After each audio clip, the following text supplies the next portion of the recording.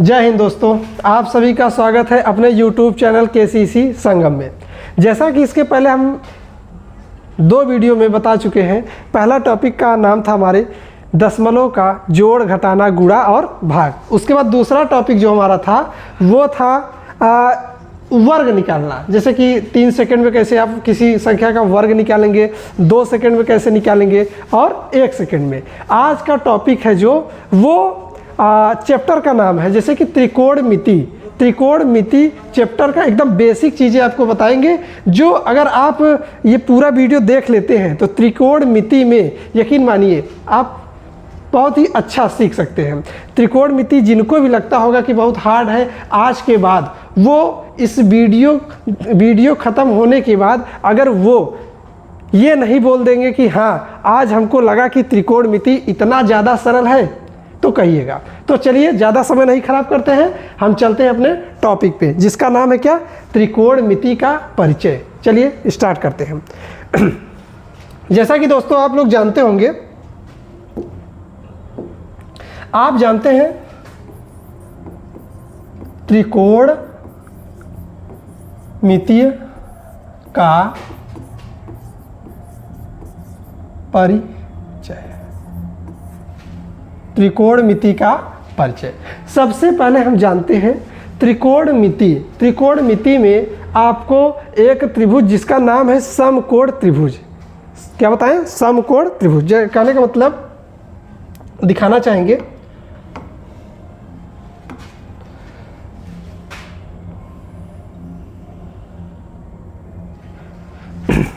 ये रहा आपका समकोण त्रिभुज।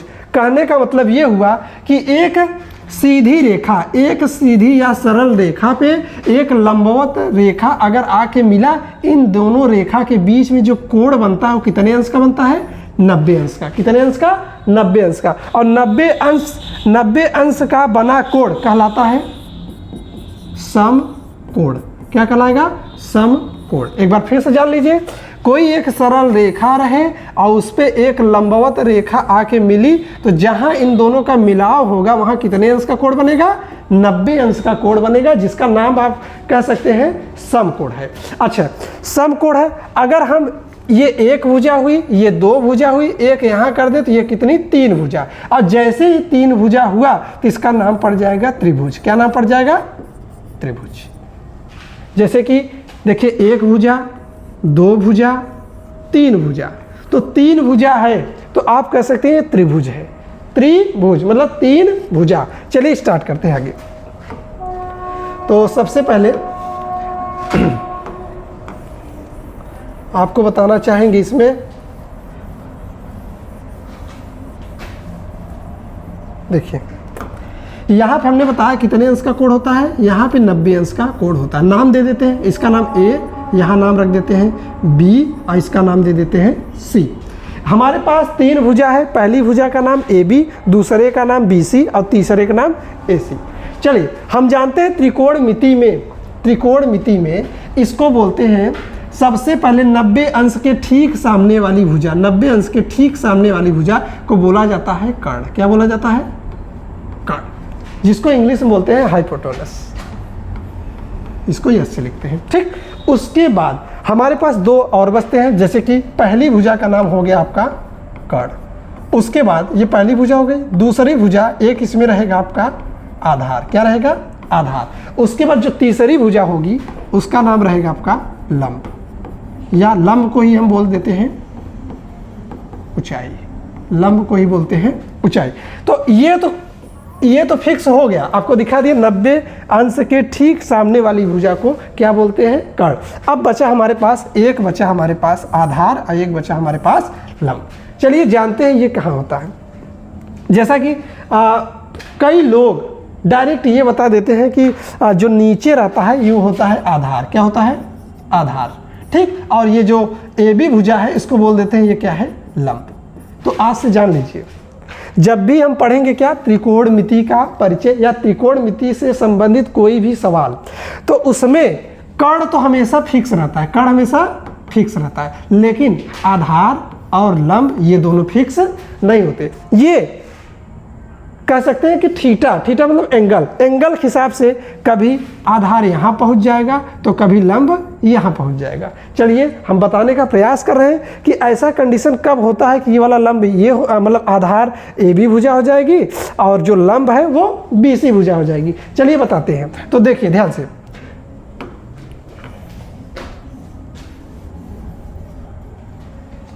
जैसे मान लेते हैं जो कोण बन रहा है हमारा थीटा कोण यहाँ पे, थीटा कोण यहाँ पे, तो ये दिमाग में सेट कर लीजिए कि थीटा के ठीक सामने वाली भुजा को बोला जाता है लंब। क्या बोला जाता है? लंब। हमारे पास कर्ण हो गया, हमारे पास लंब हो गया, बचा क्या? आधार। क्या हो गया? आधार। ये तो हो गया। अब देखिए थोड़ा सा, जैसे मान लेते हैं इस बार यहाँ तो भाई सभी लोग जान गए कि यहाँ 90 अंश होता है और ये वाला आपका हो गया आपका क्या? ये वाला हो गया आपका कर्ण।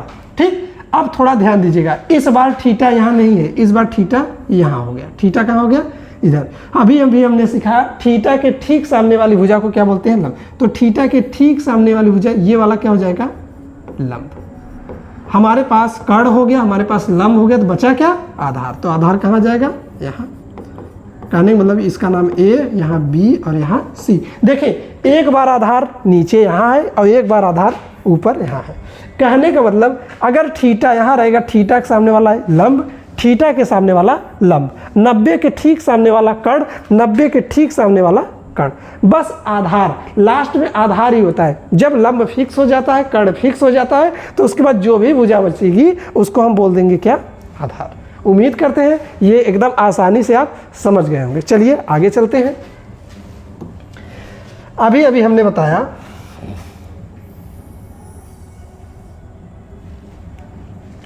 यहाँ पे हम बताए ये रहा आपका 90 अंश और ये हो गया आपका कर्ण, और मान लेते हैं थीटा यहाँ पे है तो ये वाला हो गया आपका लंब और नीचे यहाँ हो जाएगा आधार। ये चीज़ हो गया।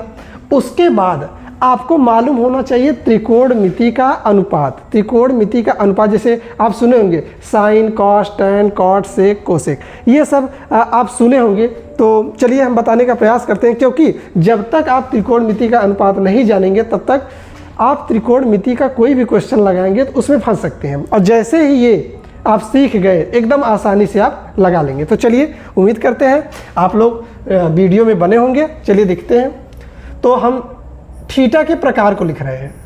तो जैसे पहला हो गया हमारा साइन थीटा, और दूसरे नंबर पे हमारा हो गया कॉस थीटा, और तीसरे नंबर पे हमारा हो गया टैन थीटा, और चौथे नंबर पे हो गया हमारा कॉट थीटा, और उसके बाद पांचवें नंबर पे हमारा हो गया सेक थीटा, और लास्ट में छठे नंबर पे हमारा हो गया कोसेक थीटा।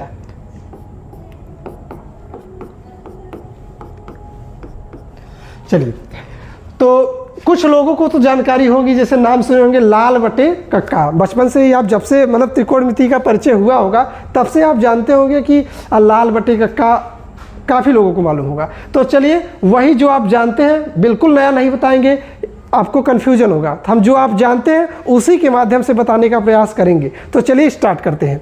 जैसा कि आप लोग जानते हैं लाल बटे कक्का, ये आप जानते हैं, लेकिन थोड़ा सा ध्यान दीजिए। आप जानते हैं, हमें भी मालूम है, लेकिन एक चीज़ आप ये भी जान लीजिए, अगर ये सीरियल से नहीं रहेगा तो ये वाला दवा आपके लिए काम का नहीं है। अगर साइन के बाद कॉस, कॉस के बाद टैन, टैन के बाद कॉट, कॉट के बाद सेक, सेक के बाद कोसेक, अगर सीरियल से लिखा है तभी आपका ये काम करेगा, अन्यथा काम नहीं करेगा। ये भी ध्यान दीजिएगा। तो चलिए स्टार्ट करते हैं। थोड़ा ध्यान दीजिएगा, जहाँ जहाँ कर्ण रहेगा उसको हम के से लिखेंगे, जहाँ जहाँ लंब रहेगा उसको यल से लिखेंगे, जहाँ जहाँ आधार रहेगा उसको ए से लिखेंगे। चलिए उम्मीद करते हैं काफ़ी आसान है, आप समझ गए होंगे। तो चलिए स्टार्ट करते हैं। देखिए, जब भी जाएंगे स्टार्टिंग से पहले इधर से जाएंगे। तो बताइए यल अपान के मतलब लंब बटे कर्ण, ये किसका होगा? साइन का। तो यहां लिख दिए लंब बटे कर्ण। ठीक, उसके बाद दूसरे नंबर पे पहुंचेंगे तो है आधार बटे कर्ण। क्या है? आधार बटे कर्ण। तो यहां लिख देंगे आधार बटे कर्ण, बहुत ही आसान है। उसके बाद तीसरे नंबर पे क्या है? लंब बटे आधार। तो यहां हो जाएगा लंब और नीचे हो जाएगा आधार।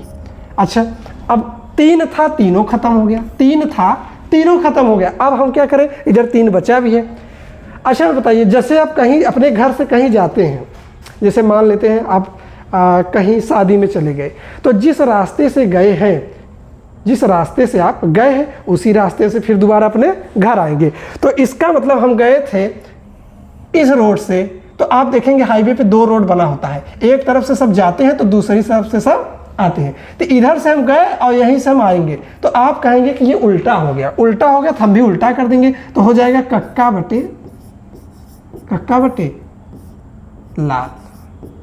फिर से वही काम, इधर से आएंगे तो ये क्या है? आधार बटे लंब। तो इसका हो जाएगा आधार और नीचे हो जाएगा लंब। फिर आगे बढ़े तो दूसरा है कर्ण बटे आधार। तो लिख दिए कर्ण बटे आधार, कर्ण बटे आधार। तीसरे पे कर्ण बटे लंब। तो यहां हो जाएगा कर्ण बटे लंब। उम्मीद करते हैं आप आसानी से इसको सीख रहे होंगे।